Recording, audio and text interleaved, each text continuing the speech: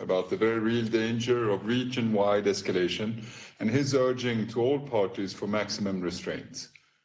Sustained and enduring efforts towards fostering peaceful and stable relations are imperative for the well-being of the populations in the Middle East.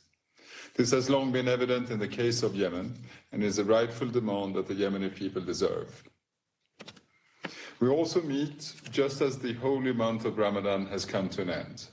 In previous years, Ramadan provided an opportunity for the Yemeni parties to overcome differences, reinforce hope, and build confidence. 2 years ago, the parties agreed to a much welcome nationwide truce, which has ever since provided relative calm along the Yemeni front lines. And last year, over 900 detainees were released, allowing them to spend the Eid reunited with their families and loved ones. Regrettably, this year has not witnessed such scenes of celebration. Detainees we had hoped would be released in time to spend Eid with their loved ones remain in detention. Roads we had hoped to see open remain closed. We also witnessed the tragic killing and injury of 16 civilians, including women and children, when a residence was demolished by Ansar Allah individuals in Al-Baida governorate. Instead of narrowing differences and building confidence, Madam President, I am troubled by the apparent growing divergence between the parties. On the economic front, the parties are engaging in unilateral actions that risk further bifurcating the economic system. The disintegration of the currency in circulation in Ansar Allah-controlled areas presents a real economic problem for the Yemeni people, but reaching a solution is being severely complicated by the contested authority of the Central Bank of Yemen. The challenges facing the Yemeni economy require rather a strategic and coordinated response in line with the long-term settlement of the conflict. While the countrywide military situation remains contained in comparison to the situation before April 2022, we have recently seen an escalation of hostilities on several front lines, particularly in Al-Dala and Lahej. Troop movements, intermittent fighting, and exchanges of fire have also been reported in Hodeidah, Marib, Sada, Shabwa, and Taiz governorates. Madam President, what Yemenis ultimately need is a nationwide ceasefire, improved living conditions, and the resumption of an inclusive political process that meaningfully engages a wide variety of voices, including women, youth, civil society, and marginalized groups. My mediation approach has been focused on delivering exactly that. Last December, the parties took an important step by articulating to me their readiness to operationalize a set of commitments through a United Nations roadmap. Unfortunately, momentum towards an agreement was stalled by regional events, which have significantly complicated the mediation space. The escalation in the Red Sea and Gulf of Aden, having entered its 6th month, has continued with Ansar Allah targeting commercial and military vessels, and the United States and the United Kingdom carrying out attacks on military targets in Hodeidah, Hajjaj, Sana'a, and Taiz. In the absence of a ceasefire in Gaza and a complete termination of attacks in the Red Sea and Gulf of Aden, the threat of further escalation persists. The recent developments involving Iran and Israel underscore the urgency of this matter. The region must, with the support of the international community, seek avenues for coexistence based on incremental trust building, mutual security, and a departure from the zero-sum mentality of achieving victory at the expense of others. Madam President, while the conflicts in Yemen and the wider region have become undeniably interlinked, I strongly believe that we owe it to the Yemenis to ensure that resolving the conflict in Yemen is not made contingent upon the resolution of other issues. We cannot risk Yemen's chance for peace becoming a collateral damage. Yemeni people, including the 17 million that remain dependent on humanitarian aid and for their survival, have suffered for too long already. Peace in Yemen has intrinsic value, and I'm convinced that a Yemen at peace with itself and its neighbors would have a positive impact on the regional dynamics. If we leave Yemen's political process in the waiting room and continue down this path of escalation, the consequences could be catastrophic, not only for Yemen, but also for the wider region. Engagement with the parties on the roadmap and its elements can help to open space for dialogue. I therefore continue to be in close touch with all sides to build confidence and find solutions. My office will continue to encourage and help the parties with the opening of roads, resolving difficult economic differences, making progress on the roadmap and preparing for its implementation. We will also continue our work on the release of detainees, and in the meantime, I call on the parties to refrain from unilateral escalatory measures and engage in good faith dialogue under the auspices of the United Nations to find common solutions through collaboration and to turn disputes into opportunities to take the path towards common prosperity. Madam President, in my recent visits to Washington, Riyadh, Muscat and Moscow, I underlined the need for de-escalation in the Red Sea and to remain focused on the long-term objectives for Yemen, namely an intra-Yemeni political process that results in a sustainable and just peace, addresses human suffering and allows for reconstruction and economic prosperity. I was pleased to hear that across the board, my interlocutors continue to remain united in their support for these objectives. I will depend on this support and the support of this Council in the months ahead. Thank you, Madam President. I thank Mr. Grunberg for his briefing. I now give the floor to Ms. Eden Vosurno. Thank you, Madam President. And allow me to thank Special Envoy Grunberg for his continued tireless efforts to help the people of Yemen reach a lasting peace and for his update. This month marks 2 years since the United Nations brokered truce was announced, which provided precious relief for the humanitarian situation long past its expiry. Lower numbers of civilian casualties, eased trade restrictions, and increased imports of essential items, increased road and air connections, and some displaced people have been able to return to their homes. The crisis in and near the Red Sea continues to threaten progress and stability. For now, we are thankful that we have still not seen major implications for the humanitarian situation. As is well known, the main causes of large-scale needs in Yemen, in particular, the deteriorating economy, barely functioning public services, and protracted conflict-induced displacement are yet to be addressed. Public services and institutions continue to degrade, and economic indicators remain worrisome. The re-emergence of cholera and growing levels of severe malnutrition are telling indicators of the weakened capacity of social services.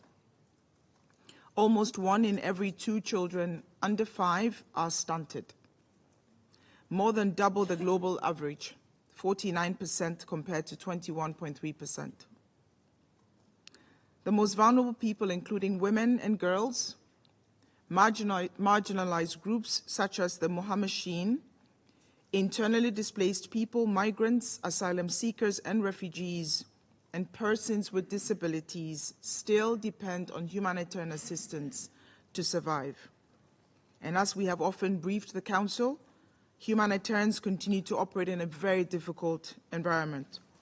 From December last year to February this year, aid agencies reported 137 access constraints.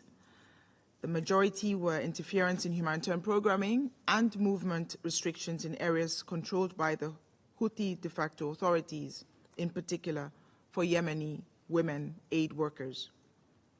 I saw the impacts of these restrictions firsthand when I visited Yemen in March.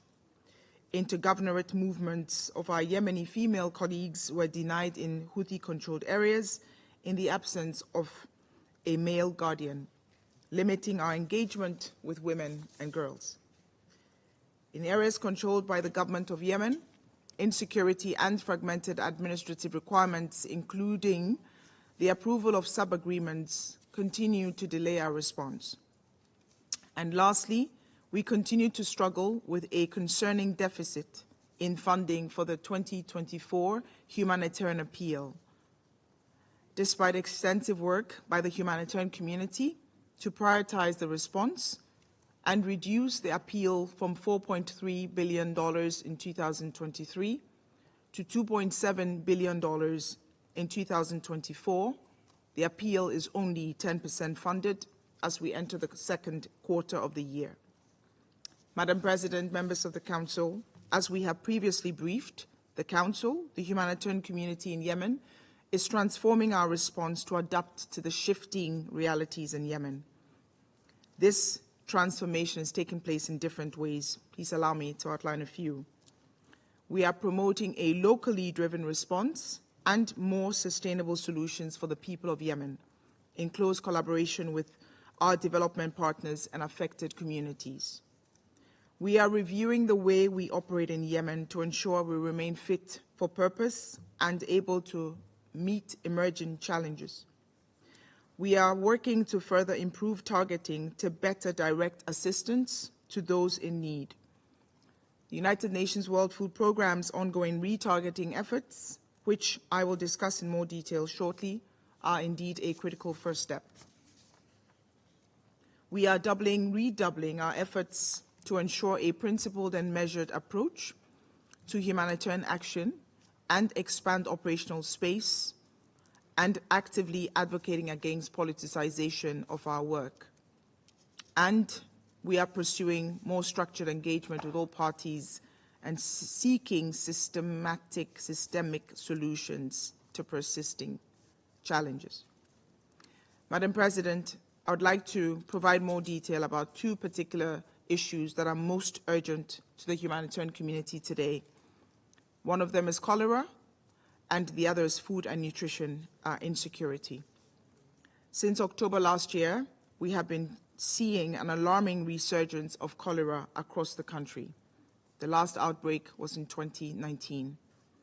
The response in government-controlled areas, led by the government with the support of the humanitarian community, has slowed the spread of the disease and ensured the availability of treatment for people affected. This work was boosted by a Yemen Humanitarian Fund allocation in November and generous donor support for the outbreak response. However, since March, we have seen the outbreak spread rapidly in areas controlled by the Houthi de facto authorities. As of 7 April, more than 11,000 suspected cases have been reported in these areas, with 75 associated deaths, compared with approximately 3,200 suspected cases in government-controlled areas, also since October. As shown by the success in curbing the outbreak in government-controlled areas, a rapid response is absolutely critical. The United Nations and our humanitarian partners are working closely with relevant authorities to scale up the response. However, emergency stocks of supplies, essential supplies, are almost depleted. Water and sanitation and hygiene support systems need urgent strengthening. We appeal to the international community to help us to fill these urgent gaps, including, of course, with critical funding and supplies. Madam President, we have repeatedly voiced our strong concerns about food and nutrition insecurity in Yemen this year.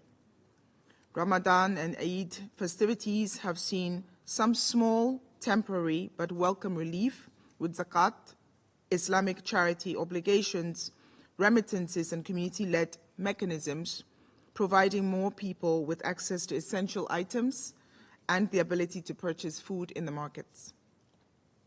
We expect food and nutrition security to worsen, though, further as the lean season begins in the coming weeks. Our efforts to address this situation continue apace.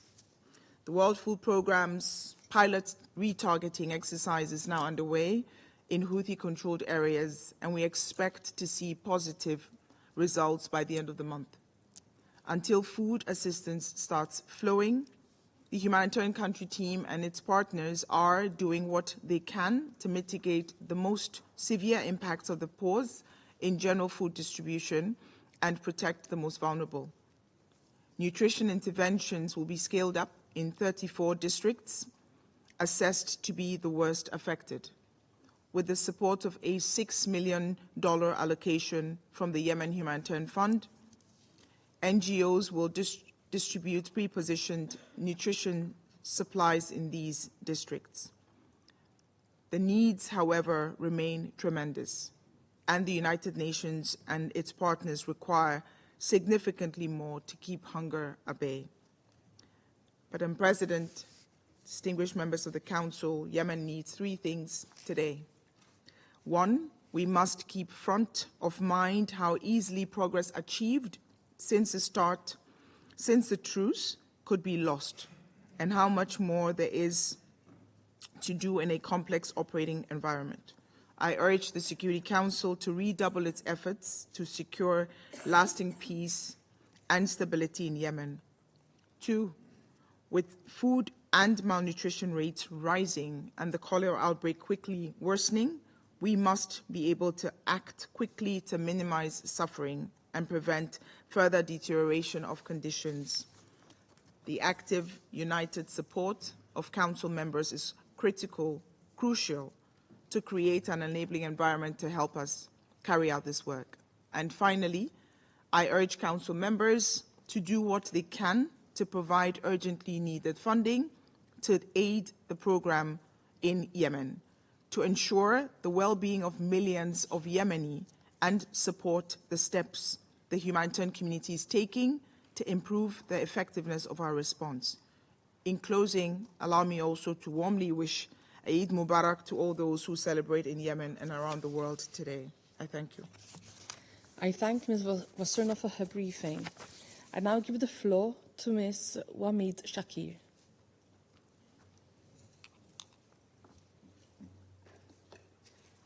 السيدة الرئيسة المعالي Madam President, Excellencies, ladies and gentlemen, my name is Wamid Shakir, and I am the chairwoman of the Itar Foundation for Social Development. It's a Yemeni organization dedicated to promoting the rights and participation of women and youth, building peace and achieving social and gender equality in the Yemeni civil society. I stand before you today with a heavy heart, pleading for your attention to the ongoing crisis in Yemen that has unfolded for so long because of the war, causing great devastation to many Yemenis, particularly women, girls, and children.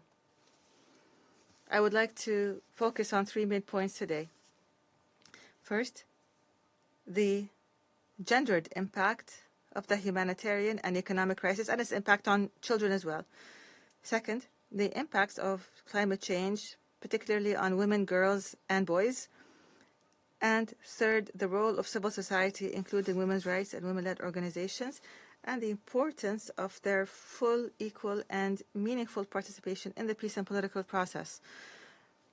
Madam President, the conflict in Yemen has unleashed a devastating humanitarian crisis, leaving 17 million Yemenis suffering from food insecurity, while 6 million are on the precipice of famine. Women and children are bearing the brunt of this crisis, as they comprise almost 80% of those in need of humanitarian assistance. In the meantime, the value of the currency has dropped, thus causing food prices to increase by over 300% and 400% for wheat alone.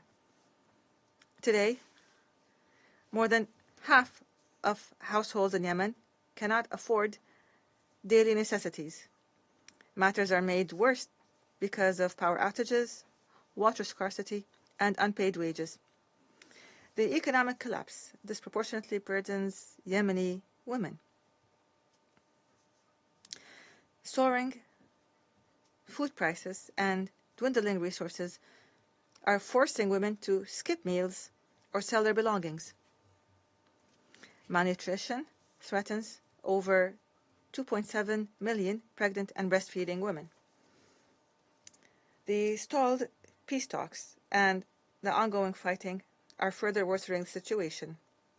Women are being excluded from decision-making, despite the fact that they bear the brunt of the conflict.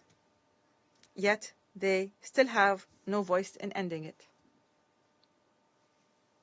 Skipping meals, children dropping out of school, child marriage, child labor, and begging on the streets are some of the high-risk coping strategies that millions in Yemen have had to resort to survive. Millions of girls have had to drop out of school to work and provide food for their families. Out of 10.7 million school-aged children in Yemen, 4.5 million children are out of school, 70% of whom are girls. Displaced children are twice as likely to drop out than their peers. The lack of access to education for girls has raised the rates of forced early child marriage, particularly for displaced girls, where 1 out of 5 displaced girls is currently married between the ages of 10 and 19, which is a significantly higher number than the typical marriage age in the host community. Urgent funding is crucial in preventing a humanitarian catastrophe in Yemen. Donors must support local civil society, especially women's rights groups, with long-term funding. This empowers local leaders to reach the most vulnerable. Madam President, climate change adds another layer of devastation to the humanitarian catastrophe. Yemen's vulnerability to climate change translates into food insecurity, water scarcity, and displacement. Erratic rainfall patterns, rising temperatures, and declining groundwater levels threaten food security for millions who rely on agriculture for their livelihoods.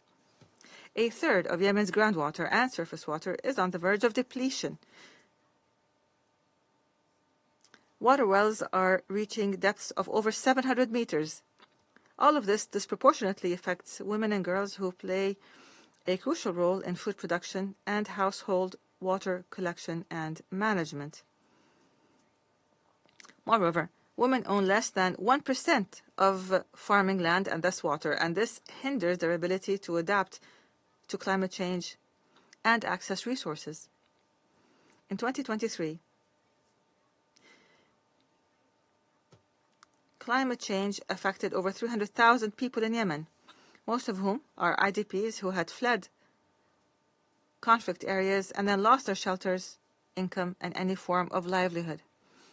This is what climate change does in Yemen in light of the current crisis. It exacerbates displacement. It forces millions to flee their homes in search of water, food, and safety. 4.5 million Yemenis are internally displaced due to natural disasters.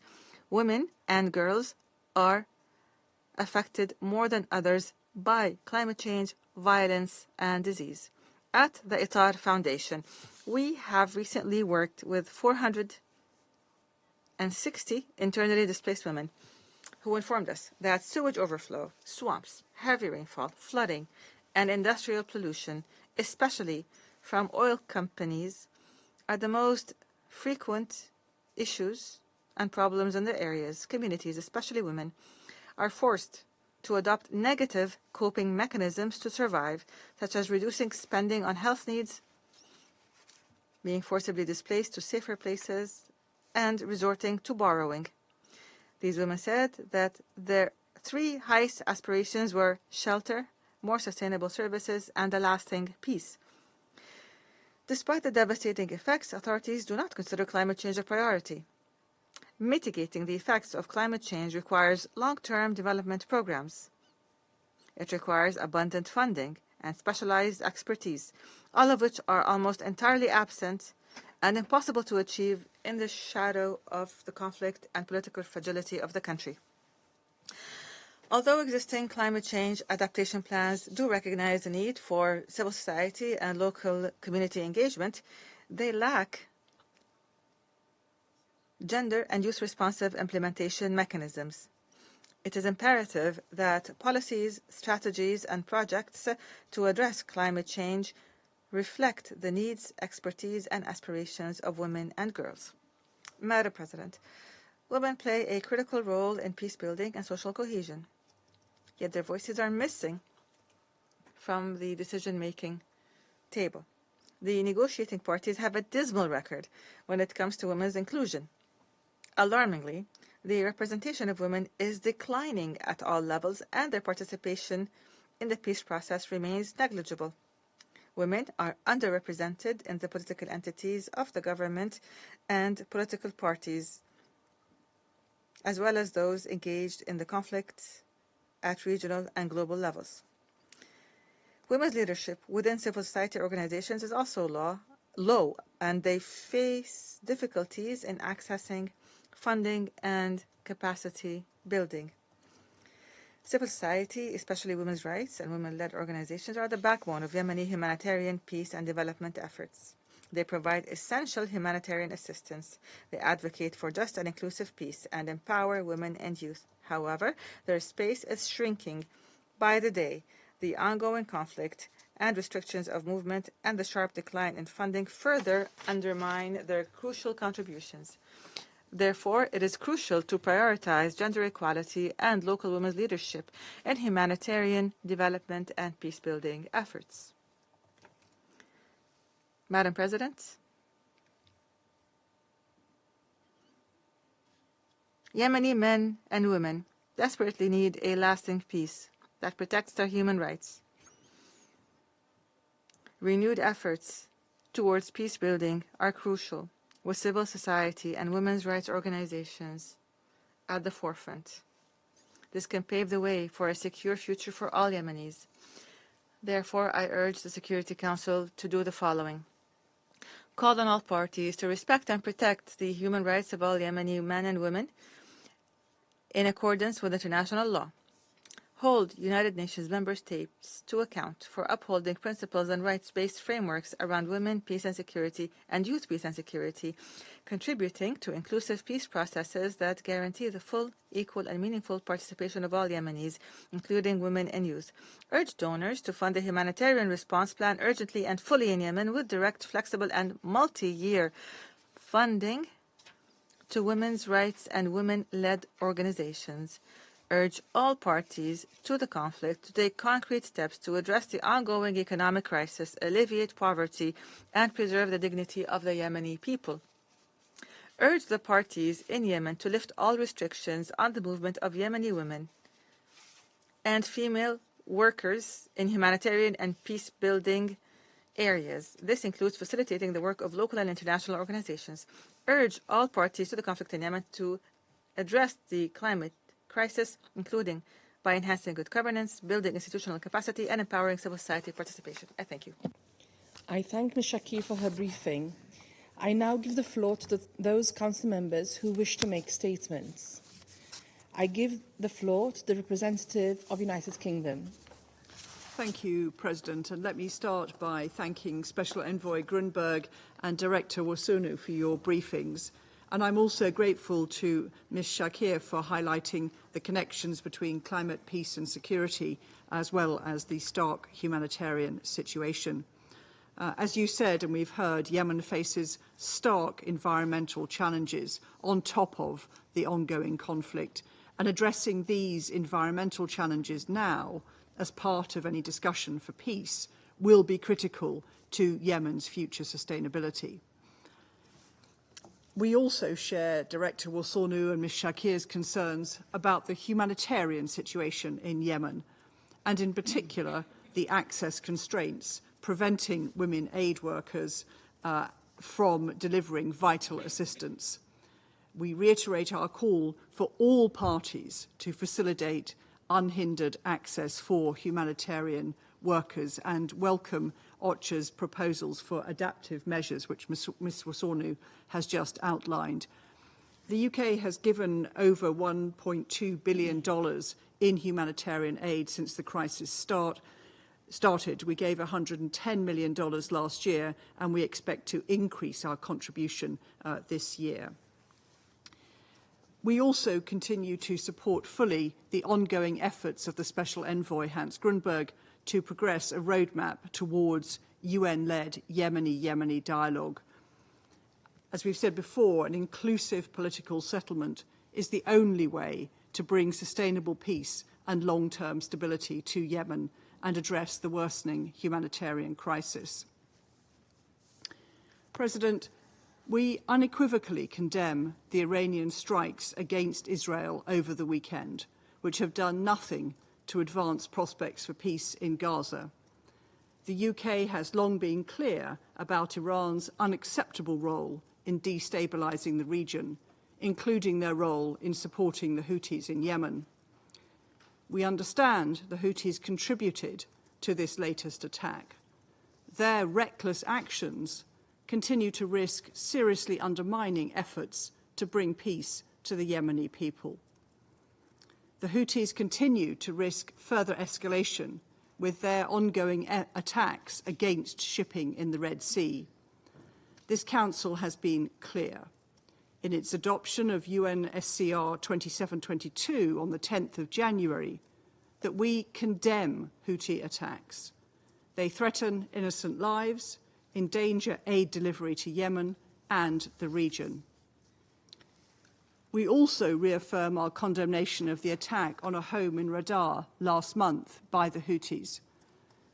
This attack led to a tragic loss of life and injury, and we express our deepest condolences to the families of those killed and injured. Furthermore, the decision to issue counterfeit currency in Yemen threatens to destabilise the banking sector and deepen division in the country's already fragile economy. Finally, President, we call on the Houthis to prioritise the interests of the Yemeni people, to engage with UN efforts to resolve economic fragmentation, and to cease provocations in order to preserve space for an intra-Yemeni peace process. In short, we call on the Houthis to stop attacks and to return to the peace talks. Thank you, President. I thank the representative of the United Kingdom, and I give the floor to the representative of Sierra Leone. Madam President, I have the honor to deliver this statement on behalf of the A3+ members, namely Algeria, Guyana, Mozambique, and my country, Sierra Leone.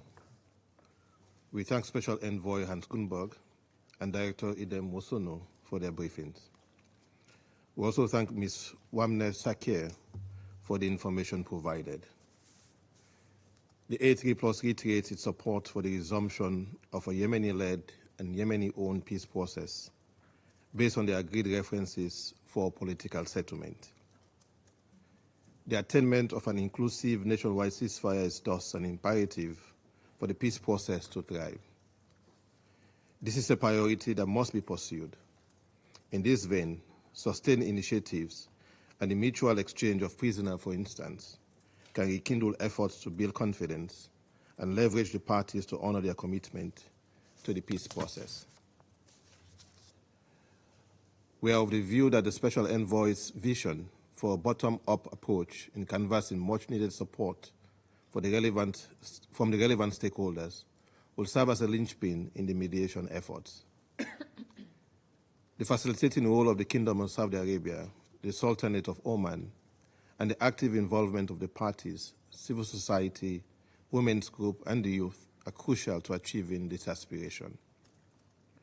We call on the parties not to allow the escalating situation in the Red Sea to deviate attention from effectively implementing the peace process.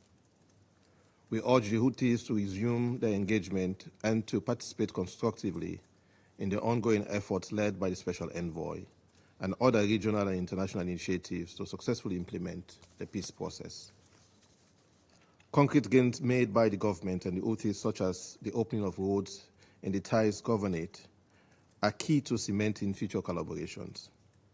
Furthermore, we call on the Houthis to refrain from any measures that may negatively impact economic activities in Yemen, and for them to provide assurances that allow traders the freedom to import commodities through all Yemeni ports.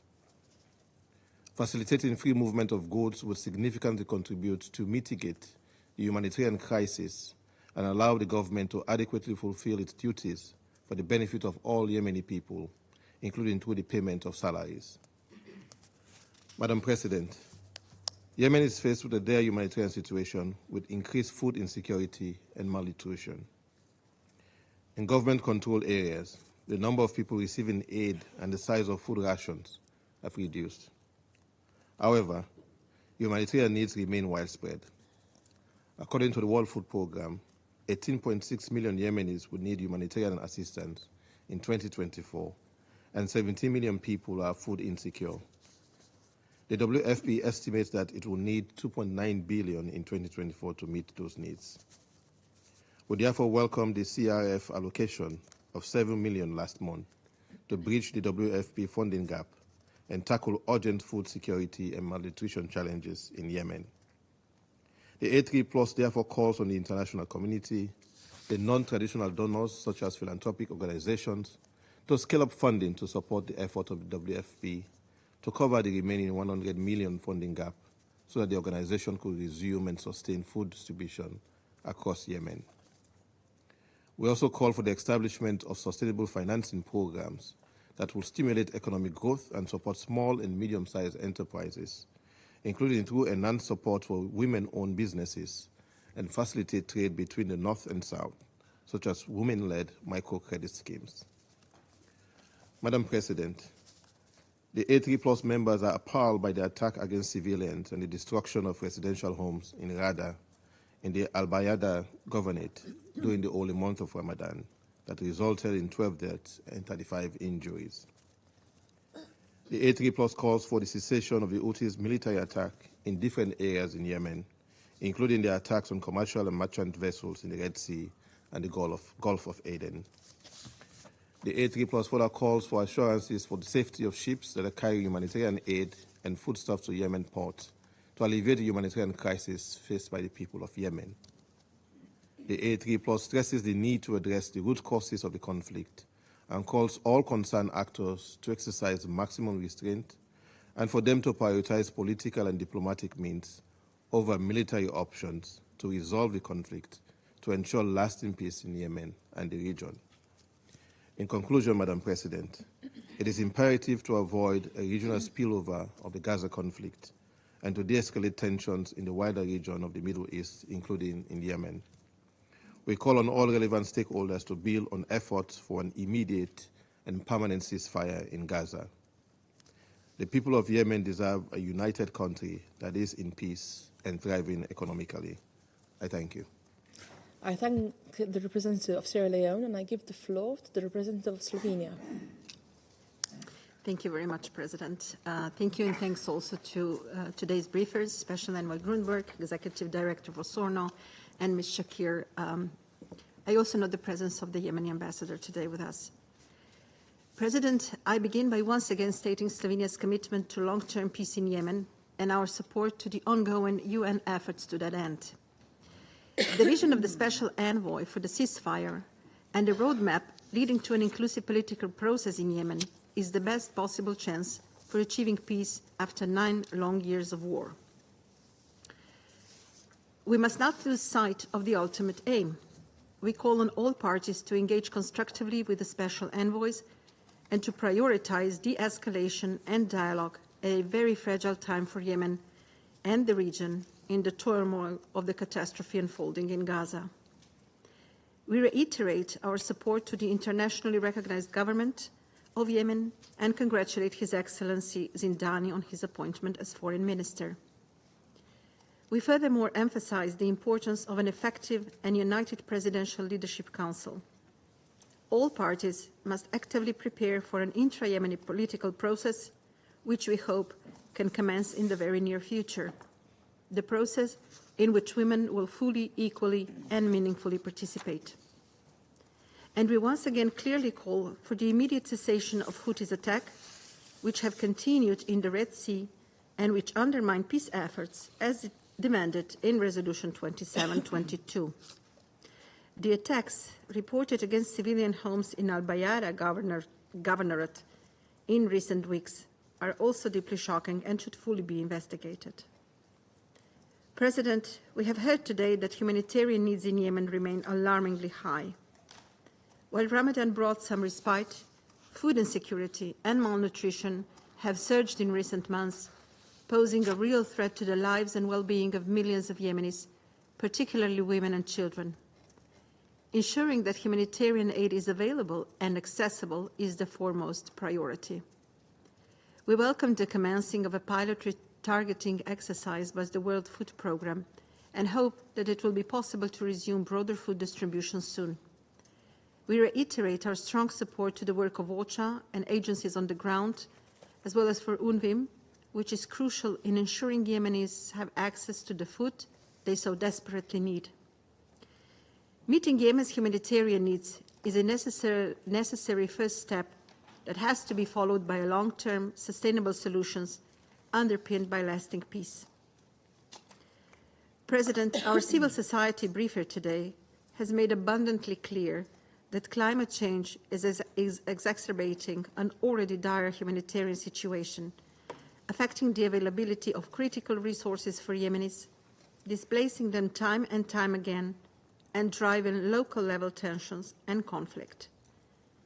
As we fast approach the rainy season, we know that Yemenis, like Ms. Shakir, are once again fearing terrible flooding, like we have witnessed in recent years. Meanwhile, every drop of water is precious in Yemen, one of the world's most water-scarce countries. Regrettably, the absence of appropriate infrastructure means rainwater is not harvested for water supply. This is why the European Union is supporting sustainable initiatives on the ground to improve water access and humanitarian efforts which prioritize emergency preparedness and response. We call on the government of Yemen to ensure that its policies, including at the local level, are inclusive and sensitive to natural resource management and the many climate and water-related challenges the country is facing. President, in conclusion, we hope that the political will of all actors in Yemen and much-needed de-escalation in the region, the momentum needed to once again move forward on the path to peace in Yemen, can soon be restored. I thank you. I thank the representative of Slovenia, and I give the floor to the representative of the Republic of Korea. Thank you, Madam President. To begin, I also would like to thank Special Envoy Grundberg, Director Worston of OCHA, and Ms. Shakir, the founder of ITAR Foundation, for their briefings today. These briefings helps inform our understanding of recent development in Yemen on the ground. Madam President, our efforts to advance a political solution in Yemen have slowed since last October, despite the Special Envoy's continuous endeavors for political settlement in Yemen. The situation on the Red Sea impacts our endeavors to achieve peace in Yemen and is intensively affected by the recent elevated tensions in the broader region. Escalation in a broader region is very acute at this moment.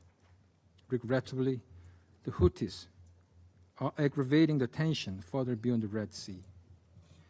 We recall that the Special Envoy urged a reset on the calculation on the Yemeni questions.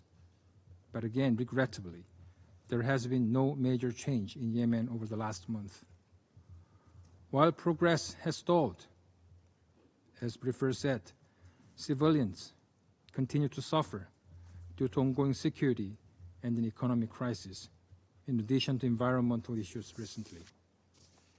My delegation reiterates its consistent commitment for the support for the UN Special Envoy and notes the vital importance of full implementation of Resolution 2722 by all member states. To assist our overall efforts, the Sanctions Committee on Yemen will keep closely monitoring the sanctions regime, in particular the arms embargo under Resolution 2216, with the support and the cooperation of the panel of experts on Yemen. Madam President, beside the political and security situation in Yemen, we must also take note of the deteriorating humanitarian situation in Yemen. The overall picture remains deeply concerning, given that humanitarian agencies are short of funds. Malnutrition figures remain high, in particular for children under age 2. Food insecurity and the lack of nutrition jeopardize the survival of vulnerable groups in the country, especially in Houthi-controlled area. I also listened very seriously on the briefings of the cholera outbreak in Yemen. In this regard, my delegation has high expectations for the WFP pilot exercise to provide relief to the hardships the Yemeni people are facing, which would be estimated to aggravate until August. Madam President, economic issues are inherently interconnected with the security issues, as the Houthis have attempted to deter the government's oil production, which has in turn worsened the government's financial capacity to pay civil servants. With contradictory economic policies by both sides, the viability of the economy itself is being negatively impacted. As such, we need to advance solutions to resolve this. Madam President, we have noted environmental issues currently ensuing in Yemen, including Ruby Mara case in March on the Red Sea. The briefing from the civil society today also helped us understand the imminent missions we should take in Yemen. Environmental issues cannot be lessened by excluding key civil society stakeholders, and also it needs cooperation from the international community. We commend the UN in dispatching its experts of examining the sunken Ruby Mara. Member states and the UN should maintain sharp focus on the environmental issues ensuing in Yemen continuously. I thank you, Madam President. I thank the representative of the Republic of Korea, and I give the floor to the representative of the United States. Thank you, Madam President. And thank you, Special Envoy Grunberg and OCHA Director Worsonu and Ms. Shakir for your briefings. I also welcome the Permanent Representative of Yemen to this meeting. At the outset, I would like to congratulate His Excellency Shaya Mohsen Al-Zindani on his appointment as Yemen's Foreign Minister. We welcome his commitment to Yemen's unity and to reviving a UN-led Yemeni political process that consults civil society and is aimed at bringing the Yemen conflict to an end. The Houthis' reckless attacks in the Red Sea and the worsening situation for the Yemeni people caused by Houthi actions continue to be alarming and undermine the prospects for peace in Yemen. U.S. Special Envoy for Yemen, Lenderking, traveled to Saudi Arabia and Oman earlier this month to continue the United States' intensive diplomatic efforts to halt the attacks in the Red Sea. In addition to the impacts on global shipping, these continued Houthi attacks also impede the delivery of humanitarian assistance to 11.2 million Yemenis and to people in dire need in other countries. Tightening supplies and skyrocketing freight and insurance prices translate directly into rising costs for the Yemeni people. In carrying out these attacks, the Houthis are trying to distract attention from their many failures and human rights abuses, putting their own interests ahead of those of average Yemenis. In addition to the attacks in the Red Sea, attacks on Yemenis are continuing. The Houthis continue to lay siege to the city of Taiz, restricting water access and repeatedly firing sniper rounds into the city, killing and injuring children.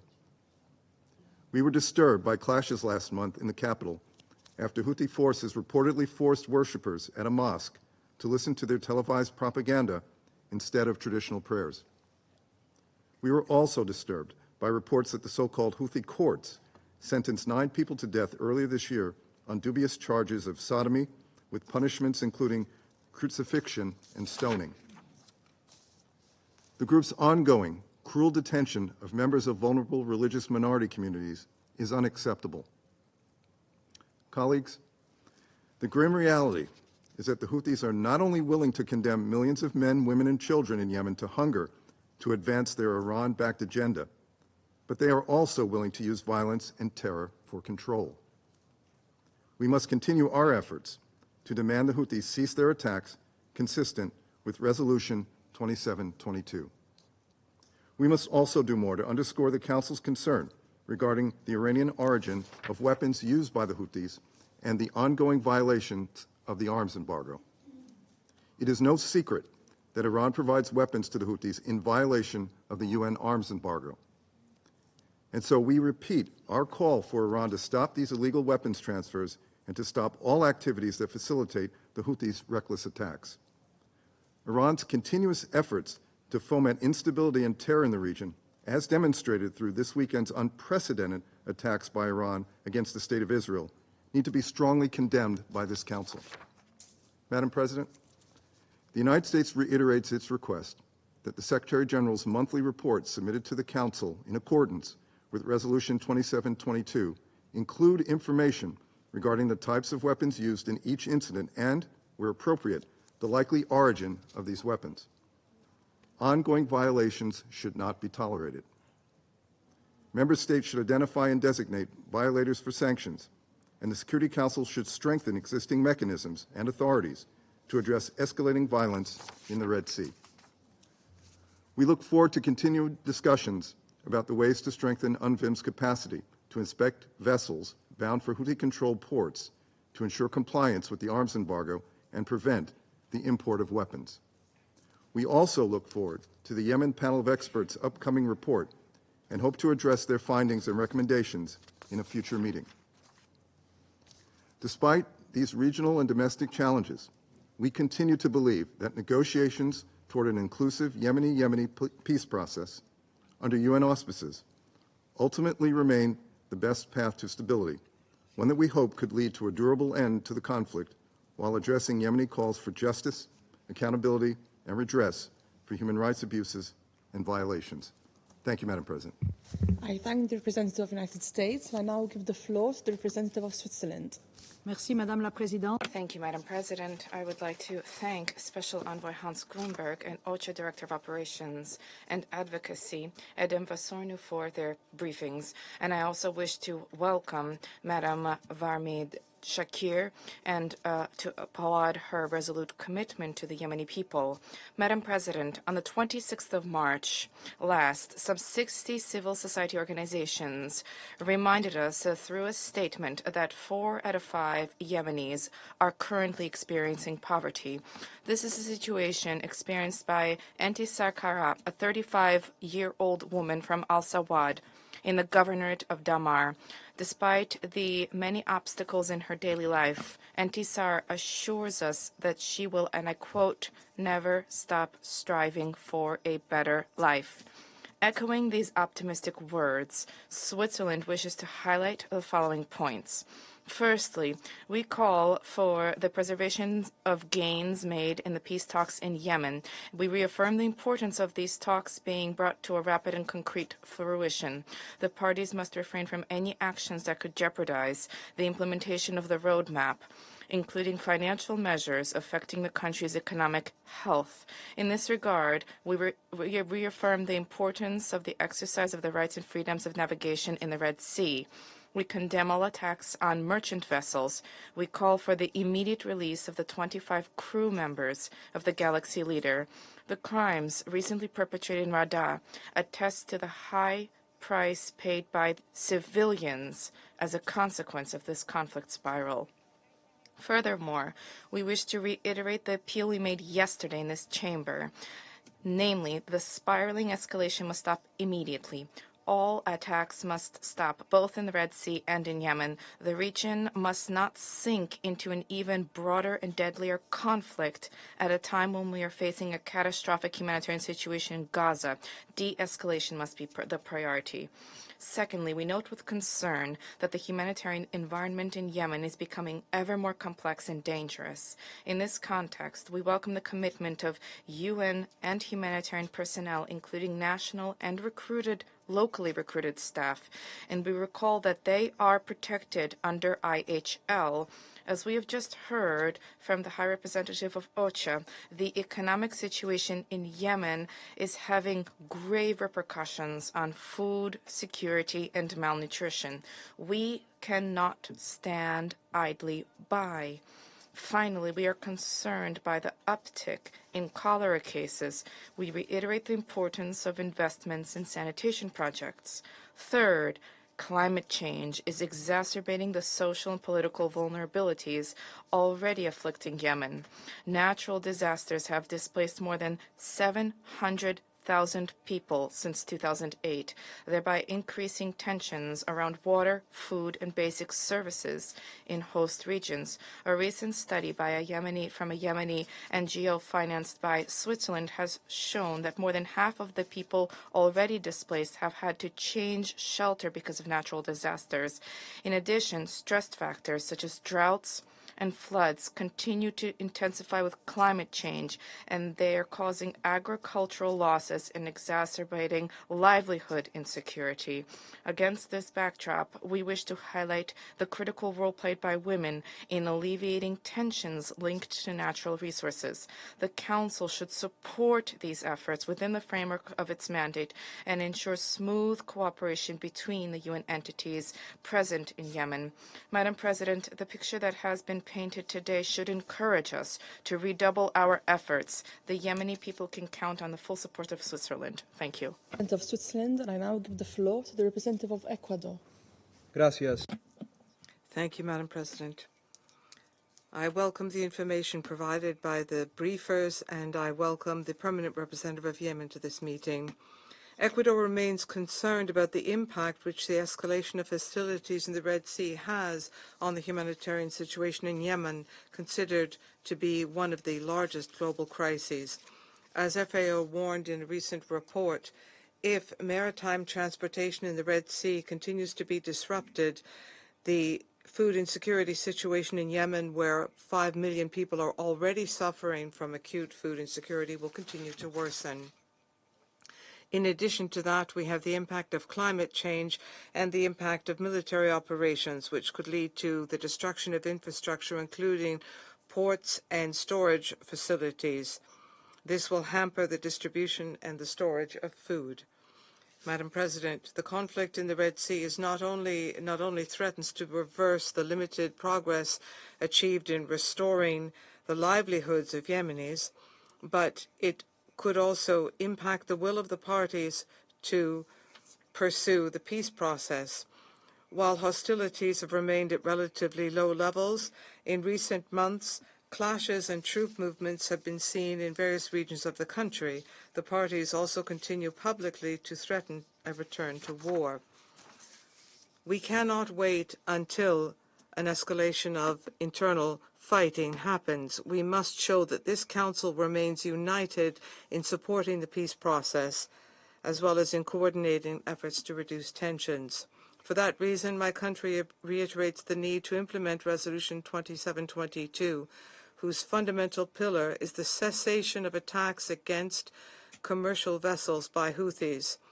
These attacks have no justification or legitimacy whatsoever.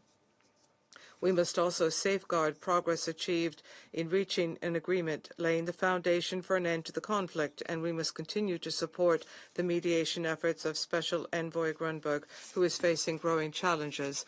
My delegation supports the actions of the Special Envoy to maintain regional and international support for the implementation of the roadmap, as well as in keeping channels of communication open with all actors. In conclusion, Ecuador encourages UNMAS to continue to cooperate with UNMA and UNDP in locating and deactivating landmines and explosive remnants scattered throughout Yemen. These are a latent danger for the civilian population, particularly for women and children in rural areas. Thank you. I'm the representative of Ecuador, and I now give the floor to the representative of Japan. Thank you, Madam President. We appreciate Special Envoy Grunberg and Director Vosornu for their informative briefings. Our appreciation also goes to Ms. Shakir for her briefing on especially the impacts on climate change in Yemen. Today, I wish to address 3 points. First, on the ongoing threats to maritime security by the Houthis, Japan welcomes the Security Council press statement issued last month in which the 15 Council members spoke out in one voice that the Houthis' attacks on vessels are unacceptable. Unfortunately, however, the Houthis are continuing their dangerous military activities and disrupting the free and safe navigation on international shipping and global economy. Moreover, the Houthis are still detaining 25 innocent multinational crew members together with the Japanese-operated vessel Galaxy Leader. Nearly 150 days have passed since they have illegally seized by the Houthis. Once again, Japan strongly demands that the Houthis comply with this Council's repeated warnings, including in Resolution 2722, immediately cease their reckless conduct and release the Galaxy Leader and its crew. The Council members should remain united to tackle this challenge to our vitally important shipping lanes, a global problem affecting all of us. Madam President, second, the security situation in Yemen. Japan would like to reiterate its unwavering support to the work of the Special Envoy towards bringing lasting peace in Yemen. However, Japan regrets to see increased military campaign by the Houthis against the government of Yemen forces, which recently led to exchange to fire that resulted many deaths and injuries. We are also concerned about the Houthis' hostile economic measures against the government of Yemen that are undermining a conducive environment for peace talks. We sincerely hope that the parties will engage constructively under the auspices of the United Nations. In this context, it is essential to secure the full, equal, safe, and meaningful participation of women in the peace process. Third, on the humanitarian front, Director Bosolnu reminded us that more must be done to save the people of Yemen from the multifaceted crisis, including malnutrition and the spread of epidemics. The already dire humanitarian situation is being amplified by climate change. Japan calls for the international community to increase assistance to alleviate the plight of Yemenis, particularly women and children. In this regard, we should continue to urge the Houthis to lift the restrictions on women's freedom of movement, which negatively impact women's daily lives and curtail the ability of female aid workers. To conclude, Japan calls on all parties to work towards peace and stability in Yemen and beyond. I thank you. I thank the representative of Japan, and I now give the floor to the representative of China. Madam President, I thank all the briefers for their briefings. At present, the situation in Yemen remains complex and daunting. All parties concerned should adhere to the general direction of political settlement, remove interference, move toward each other, and work together to promote a comprehensive political process that is Yemeni-led and Yemeni-owned. We urge all parties in Yemen to exercise restraint, avoid provoking an escalation of the situation, and to create a favorable atmosphere for the political process. China supports the efforts of Special Envoy Grunberg and expects all parties, in particular countries with influence on the situation in Yemen, to play a constructive role. China is concerned about the tensions in the Red Sea and reiterates its call on the Houthis to respect the right of commercial vessels of all countries to navigate in the waters of the Red Sea in accordance with the international law and to cease immediately relevant attacks. We call on the parties concerned to exercise restraint and refrain from actions that might exacerbate tensions. China reiterates that the Security Council has never authorized any country to use force against Yemen and that no country should misinterpret or abuse international law and Security Council resolutions. Alleviating the humanitarian crisis in Yemen is a shared task of the international community. The conflict in Yemen has lasted for 9 years, causing massive destruction of infrastructure, including hospitals and schools, more than 4/5 of the country's population living in poverty, and more than 4.5 million school-aged children unable to attend school. China calls on the international community to increase its investment in Yemen's humanitarian and development efforts and looks forward to the early resumption of assistance program by the WFP in northern Yemen. Madam President, the tensions in the Red Sea are a visible manifestation of the spillover effects of the Gaza conflict. Despite the adoption of the Security Council Resolution 2728, which explicitly demands a ceasefire, the fighting continued unabated through the end of Ramadan, and the threat to regional peace and stability continues to grow. Israel should fulfill in good faith its obligations as a member state of the UN and fully implement the demands of the Council resolutions by immediately ceasing its military attacks on Gaza and ceasing its collective punishment of the Palestinian people. China supports the Security Council in taking further action in light of the developments on the ground. Thank you, Madam President. I thank the representative of China, and I now give the floor to the representative of the Russian Federation. Thank you, Madam President. We are thankful to Special Envoy Mr. Hans Grunberg, as well as the OCHA Director of Operations and Advocacy, Madam Edemvasarnu, for the report on the political and humanitarian situations in the country. We have taken note of the briefing from Madam Shakir. The Russian Federation continues to seek to persuade all stakeholders involved in the Yemeni paradigm to help facilitate the establishment in that country of a sustained ceasefire regime and the restoration of normal life. We extend our full support for the efforts of Mr. Grunberg, efforts which are geared towards achievement of those goals and the eventual launch of a full-fledged, inclusive, nationwide dialogue under the aegis of the United Nations.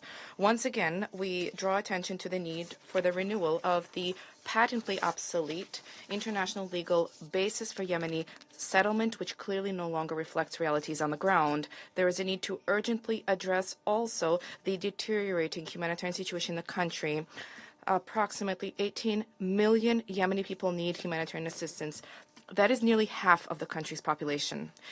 We are receiving alarming reports about the outbreak of cholera. Cholera is a disease which can easily be basically treated with the presence of basic medicines, and yet there is a catastrophic shortage of such medication in Yemen. We stress that Yemeni people, irrespective of where they reside, need to have unfettered access to food, medicines, and other necessities.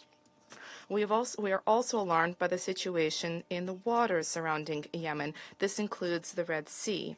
The Russian Federation has consistently advocated for the safe and free navigation in those waters and region.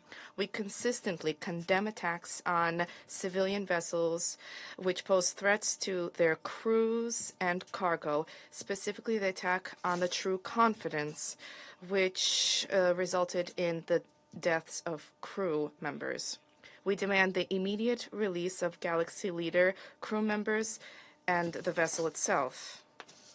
In our contacts with representatives of Ansar Allah, we reiterate our call for an immediate end to such actions and for attention to shift to the achievement of peace within Yemen itself. However, one must understand that the root cause of the situation is the ongoing bloodshed by Israel in the Gaza Strip in breach of Security Council Resolution 2728. This is a horrific escalation which claimed the lives of more than 33,000 peaceful Palestinians, with grave repercussions throughout the entire Middle East, including repercussions in the Red Sea region. An end to the violence in the Palestine-Israel conflict zone is key to tranquility and calm in the Red Sea as well. We also note the destructive role of the self-proclaimed coalition helmed by the United States and the United Kingdom. They continue to carry out on a weekly basis attacks on Yemeni soil. The absence of results on the ground and their blatant inability to thwart the military capabilities of the Houthis is something which has not stopped Washington or London. Once again, we stress that missile and bomb attacks by the Western U.S.-led coalition targeting the sovereign territory of Yemen are categorically unacceptable. Also unacceptable are attempts to justify the aggression with Resolution 2722, or to justify this with references to the right to self-defense under Article 51 of the UN Charter. These are actions which undermine internal resolution in Yemen and thwart the efforts of international and regional mediators. In essence, largely thanks as a consequence of this kind of a vicious cycle of escalation, Yemeni settlement has been forced to come to a pause. Furthermore, in the absence of a formal truce between the parties, the situation may further deteriorate. As Mr. Grunberg reported to us today, the clashes and hostilities among the Yemeni parties on the front line have become increasingly frequent. This is a dangerous trend which is liable to result in further escalation of tensions within the country. At the same time, we note that recently, clearly, having grasped the futility of opting for military action, the United States has begun increasingly expatiating on the need to de-escalate and for the need for actions and gestures of goodwill. This instills a certain degree of optimism. From the very beginning of the Yemeni conflict, Russia has consistently stressed the following: the way to resolve it is exclusively through political diplomatic means on the basis of the principle of inclusivity, which entails the participation of all Yemeni protagonists, including Ansar Allah. Madam President, it was with great regret that we learned that the U.S. has concluded the transfer of the weapons and munitions they seized in the Gulf of Oman, and they transferred them to the conflict zone in Ukraine. In this regard, we wish to recall the following: any specific inspections regime to inspect vessels in international seas in the Yemeni context does not exist, and these kinds of actions are not provided for under Resolution 2216, to which the U.S. refers. We condemn the broad interpretation of the provisions of specific Security Council resolutions on Yemen, including sanctions resolutions. We view the sanctions regime of the Council as a subsidiary regime, a subsidiary mechanism for political settlement, not as a means for doling out punishment. These kinds of reckless actions show that Washington continues to strive to impose on the whole world its so-called rules-based order, where the rules are formulated and adapted to to be reflected to advance their needs by the United States and their allies. Nothing good for peace and security on our planet will come of such egotistical intractability and unwillingness to act in accordance with the norms of international law. Thank you for your attention. I thank the representative of the Russian Federation, and I give the floor to the representative of France. Merci, Madame. Thank you, Madam President. I would like to thank the briefers for their briefings. The region has seen a major development from the 13th to the 14th in the evening with the unprecedented attack carried out by Iran and its proxies against Israel. France condemns this attack in the strongest terms. Obviously, it is a serious and major threat to international peace and security and to the stability and security of the region. France expresses its solidarity with the Israeli people and recalls its commitment to the security of Israel, of our partners, and regional stability. The SG's report bears out the fact that the Houthi attacks in the Red Sea and the Gulf of Aden continue despite the warnings of by this council. France firmly condemns the attacks carried out by the Houthis over the past several months. They infringe on the rights and freedoms of navigation, destabilize Yemen and the region, and adversely impact the interests of the countries of the region, as well as all of the countries benefiting from international trade transiting this zone. The environmental and humanitarian impacts are disturbing. We remind Houthis to release immediately the Galaxy leader and its crew held since November 2023. We are also concerned about the information indicating that Houthis participated in the Iranian attack against Israel on the 13th. Given the irresponsible behavior of the Houthis, France will remain committed to the Aspides European operation to guarantee maritime safety and the freedom of navigation in accordance with international law and working with our partners. Resolution 2722 recalls the fact that exercising the rights and freedoms of navigation must be respected, and in accordance with international law, states must have the right to defend their vessels against attack. That resolution must be fully implemented. Madam President, on the security front, we must transform this de facto truce into a complete and lasting cessation of hostilities to avoid any resumption of conflict on the ground. The humanitarian situation is catastrophic and has worsened in recent months.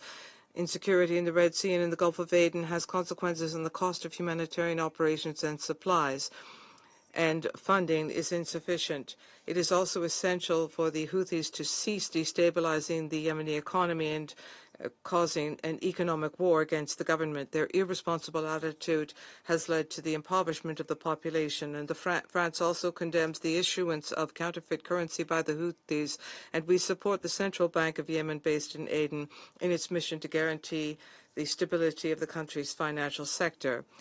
Together, we must stand ready to meet the needs of the civilians in Yemen. Food insecurity impacts 70% of children under the age of 2. The very development is at stake, and we are also concerned about the cholera epidemic spreading throughout the country. To address this situation, we must guarantee all necessary access, and humanitarian workers must be able to carry out their missions without hindrance, in particular female staff in Houthi regions.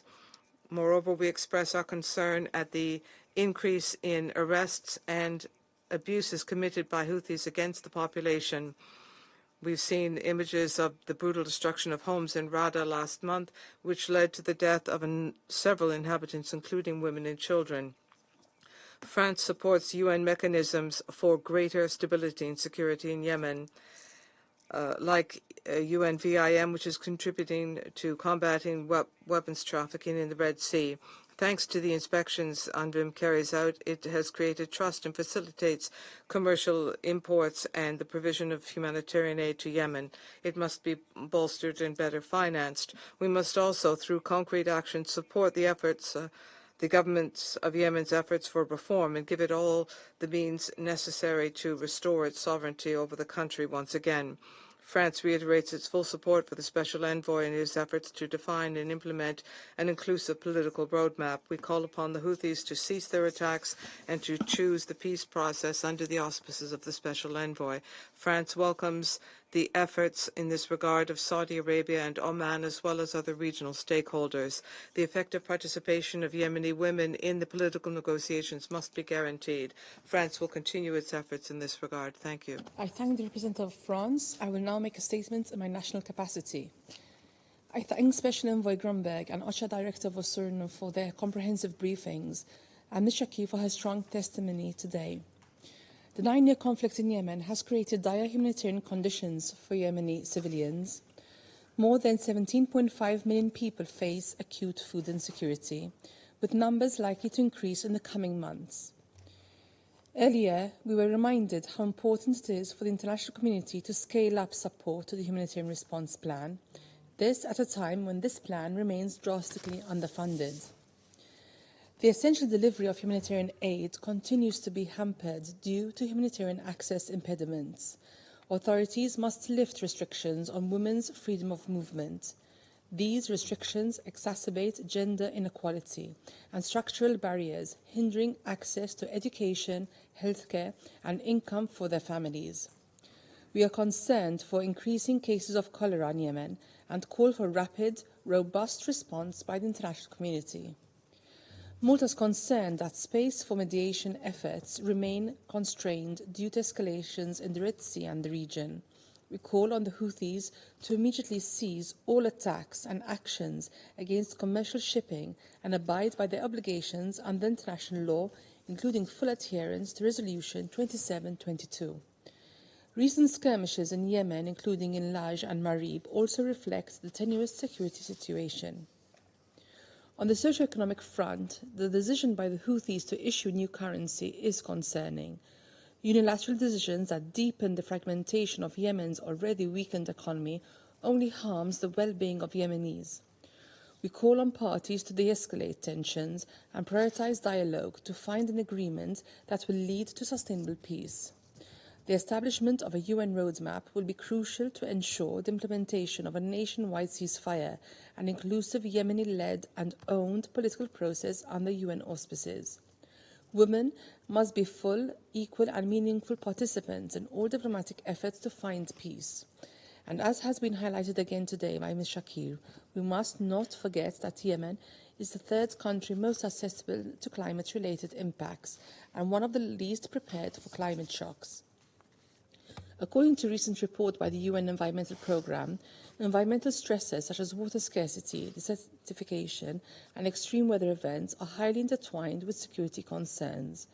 In 2023, over 3/4 of newly displaced individuals experienced such displacement due to severe weather occurrences. While women in rural communities remain greatly dependent upon agriculture for their livelihoods, we also acknowledge their pivotal role in helping ease tensions over natural resources. Furthermore, through the work of women-led civil society organizations, they help meet the essential needs of communities in remote and front-line areas. The international community should support Yemen to mitigate the effects of the climate crisis. This includes ensuring adequate access to climate financing, assisting national preparatory systems, and invest in climate-resilient measures through effective strategies integrated with conflict prevention efforts.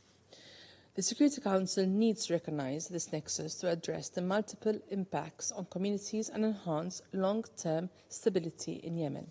I thank you. I resume my function as President of the Council.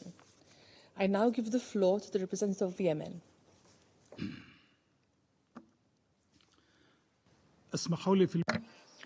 Madam President, at the outset, I would like to congratulate you on presiding over the Council for this month.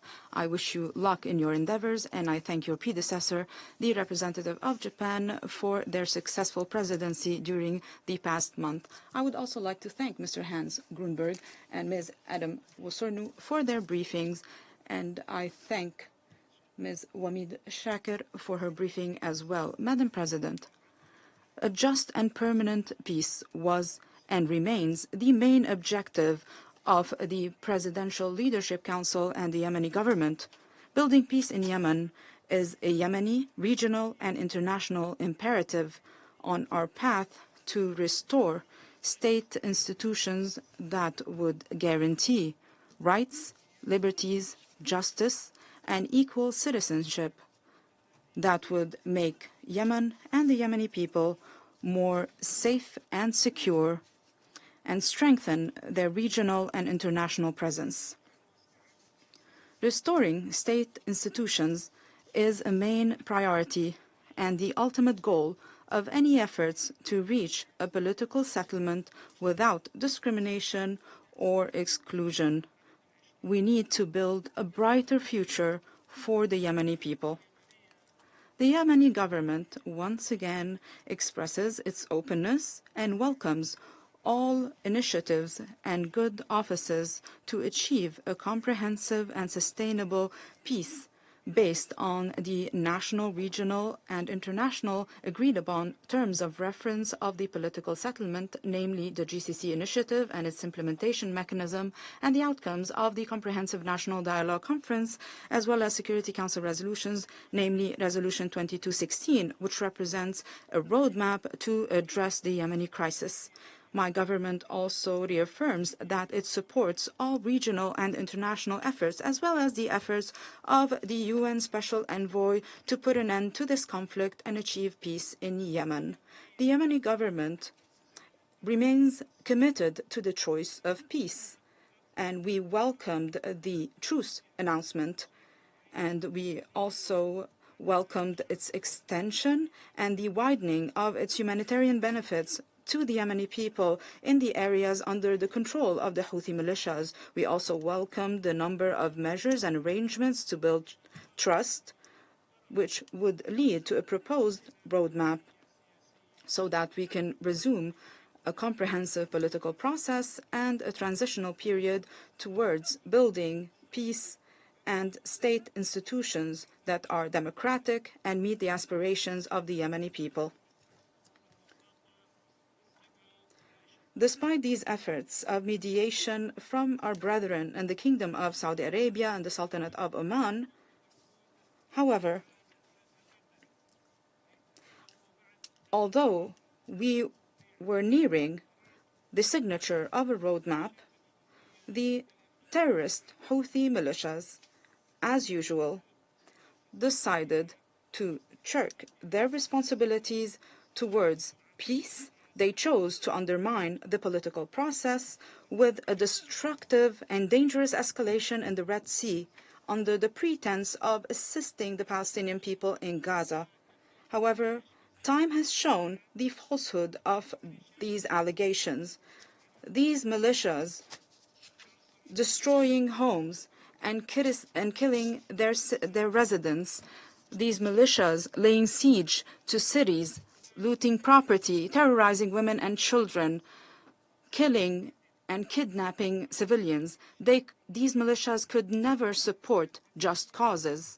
They have multiplied their restrictions and violations, as well as their military escalation at all fronts. Although there's a vulnerable truth, they were unable to honor their obligations because they can only live in a swamp of conflict.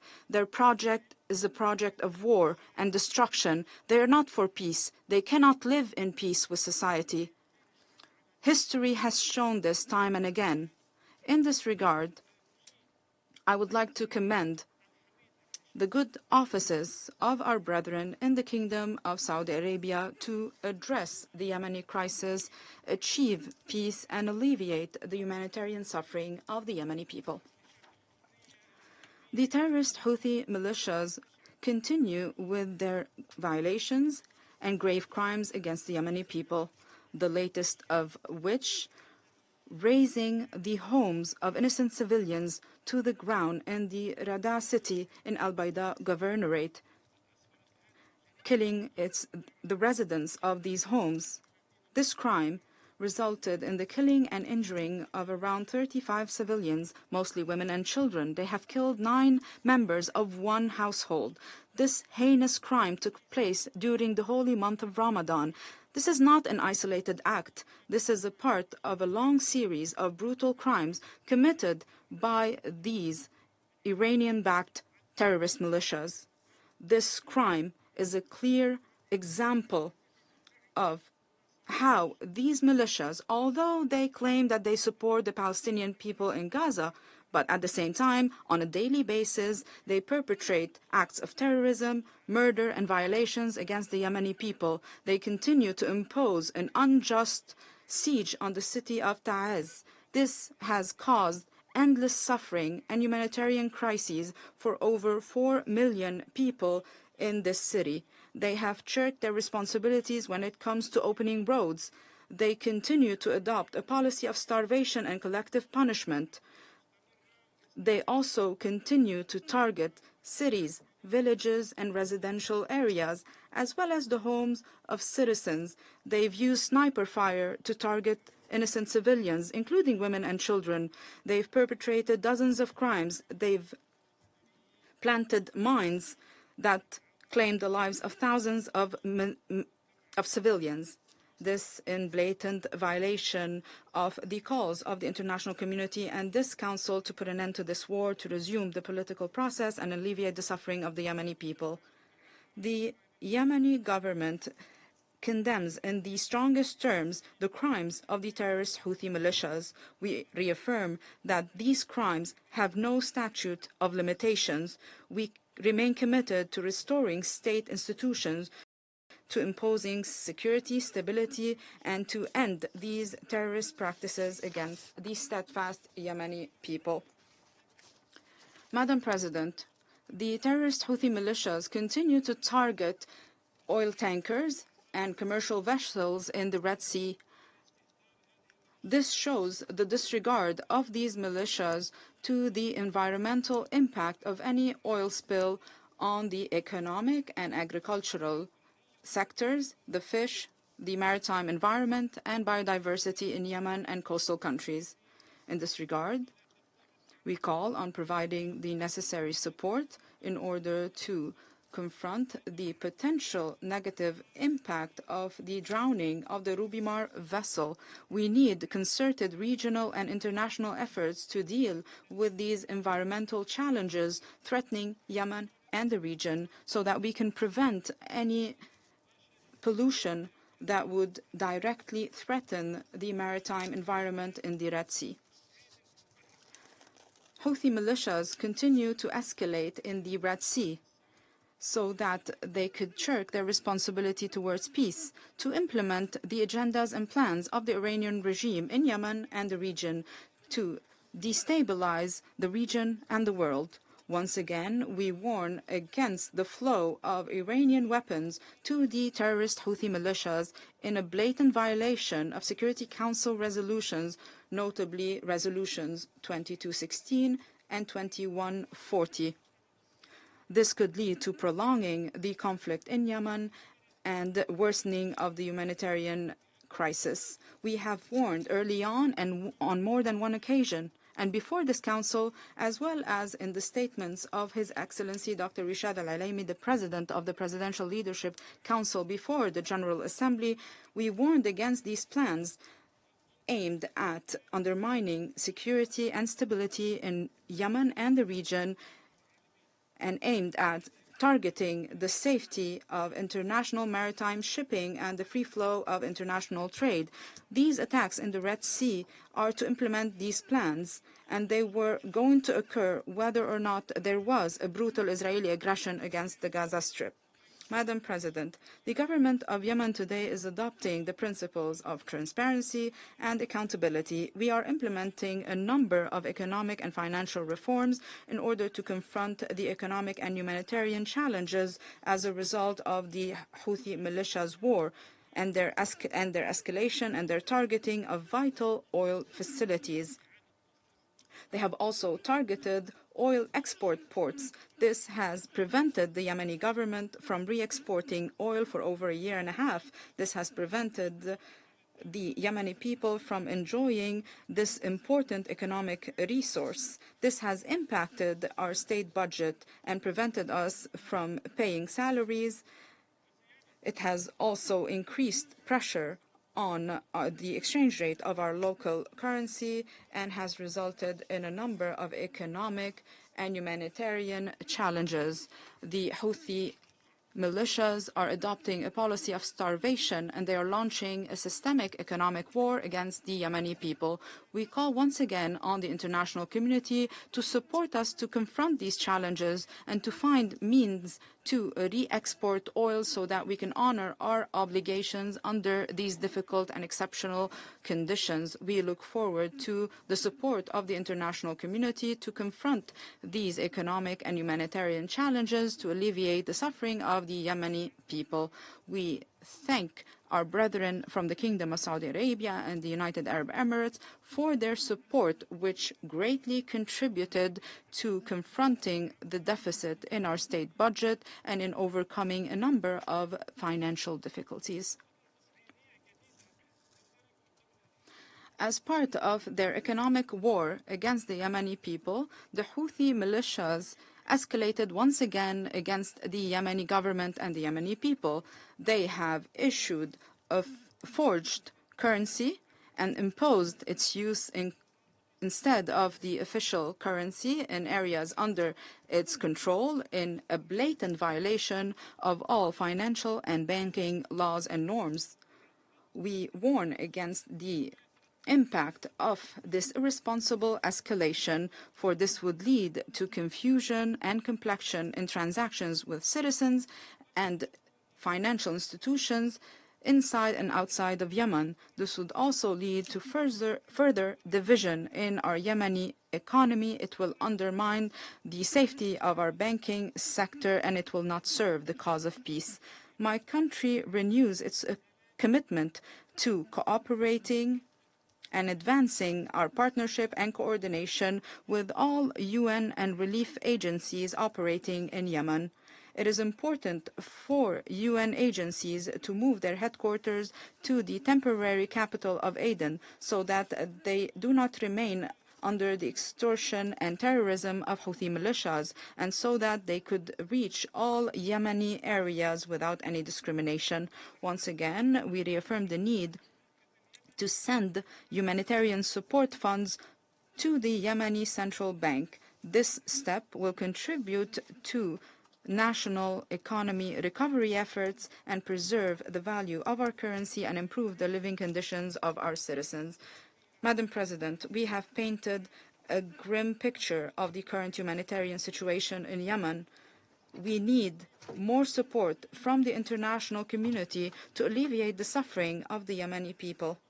In this regard, we look forward to the donor conference in order to mobilize funds for the humanitarian response plan in Yemen for 2024, and we call on sisterly and brotherly countries and international organizations to donate generously to support this plan at scale to meet the current humanitarian needs. We call on the United Nations and the international community to keep the humanitarian situation in Yemen at the top of their list of priorities as humanitarian crises around the world multiply. I thank you, Madam President.